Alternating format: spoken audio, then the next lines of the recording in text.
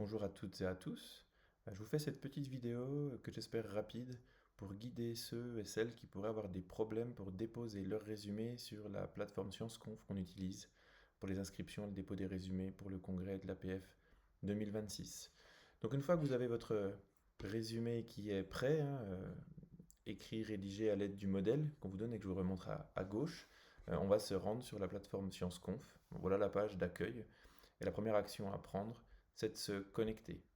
Alors si vous avez déjà un compte, ça va rapidement, on sélectionne notre compte. Si peut-être comme moi, vous avez le mot de passe enregistré, sinon il faut que vous retrouviez votre mot de passe, ça c'est toutes des choses que vous connaissez. Si vous n'avez pas de compte, il faut en créer un, et puis du coup après, se connecter. Donc là, l'interface va apparaître différente. On a aussi un petit peu des liens directs sur nos dépôts de résumés, notre inscription, qu'on n'a pas encore fait ici parce que c'est les premiers pas. Moi, je vais vous montrer comment on dépose un résumé.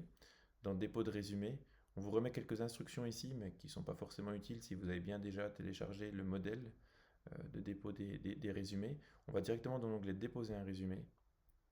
Et la première action, c'est de renseigner le titre, le résumé dans un bloc de texte, et puis le type de communication, oral ou poster. Alors moi, ce que je vais faire ici, c'est que je vais aller copier-coller directement de mon résumé les morceaux de texte. Pour ceux qui seraient inquiétés, la boîte de texte gère très bien les italiques pour les noms de taxons, comme vous pouvez le voir ici. On peut même mettre en italique si on veut le remerciement, peu importe. Donc une fois qu'on est tout bon ici, on passe à l'étape suivante qui est celle des auteurs. Alors moi je suis déjà un peu préenregistré, on voit mon nom avec mes deux affiliations. Le petit onglet éditer nous permet de modifier éventuellement notre nom, notre adresse email si on n'est pas nécessairement content et d'indiquer si on est l'auteur correspondant et si on est l'intervenant. Comme vous le voyez, il faut faire attention parce que ça peut nous faire perdre les affiliations qui sont déjà enregistrées. Mais c'est l'occasion pour moi de vous montrer comment ça fonctionne.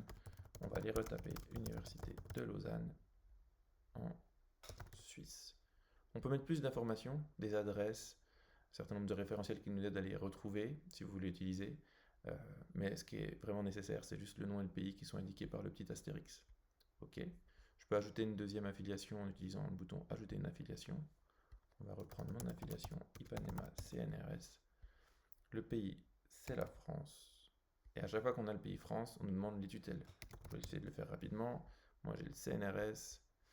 On a le ministère de la Culture, que je vais aller chercher par culture. Si ça veut marcher. C'est pas toujours facile. L'université Versailles-Saint-Quentin, UVSQ, Université Versailles-Saint-Quentin et le MNHN, qui doit être tout en haut. Une fois qu'on a toutes nos tutelles et qu'on est content, on peut faire OK. Donc on a un premier auteur. On peut ajouter les auteurs en cliquant sur ce bouton Renseigner un auteur. On peut encore une fois faire des recherches par auteur, mais elles ne sont pas nécessairement super utiles. Le plus rapide, c'est juste de le taper. Nom, prénom, email, nom, point, prénom, arrobase, n'importe quoi, hotmail.fr. La personne ne sera pas correspondante. La personne ne sera pas intervenante. Je ne sais pas pourquoi j'ai un Lucie MNHN qui apparaît, mais on va dire que c'est pas grave. OK. Une fois qu'on est content sur nos auteurs, il ne faut pas oublier bien sûr d'ajouter les affiliations de l'auteur qu'on vient de créer. Donc son affiliation, elle pourrait être je ne sais pas. Et si on la met en France, il va falloir remettre les tutelles et on peut dire qu'elle est au CNRS.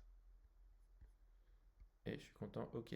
Si jamais vous êtes trompé dans l'ordre, c'est assez facile d'utiliser ces outils pour inverser l'ordre. Et là, on peut aussi décider qui est l'intervenant avec ce bouton ici. On passe à l'étape suivante, où on va vous demander le fichier du résumé que vous avez créé. Donc on choisit le fichier, ça nous ouvre nos explorateurs de fichiers, là ça ouvre directement le bon chez moi. Je choisis mon fichier qui est le résumé APF Guerrio test.